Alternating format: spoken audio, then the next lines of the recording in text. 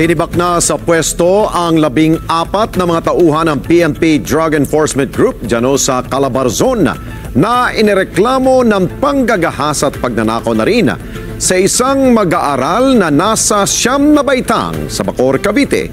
Inalis na rin sa pwesto ang kanilang commander dahil sa command responsibility. Mar Gabriel sa balita.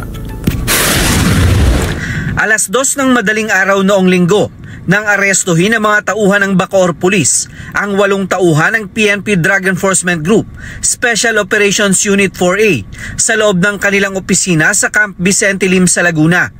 Yan ay matapos silang ireklamo ng rape at pagnanakaw ng 18 anyos na grade 9 student na girlfriend umano ng target sa ikinasang operation sa Bacoor, Cavite.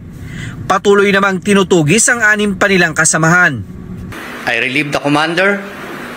I relieve the 14 personnel. They are all now under the admin holding office of PNP DEG. The initiation of the admin case is also rolling and inaasikaso na po ng legal natin yan in coordination with the DIDM. And of course, zero tolerance policy po tayo. Yun po yung ating paninindigan at justice will be served sa complainant. Agad na dinisarmahan ng mga pulis na nakuhanan pa ng 3 sachet ng hinihinalang shabu. Ang humuli is Pro 4A. So, kung sakali mag-positive yung result nun, that would be another case to be answered by the respondent police officers. Ayon sa PIDEG, lihitimo naman daw ang operasyon ng kanilang mga tauhan kung saan sinasabing nakatakbo ang target. Pero wala raw report ukol sa girlfriend nito.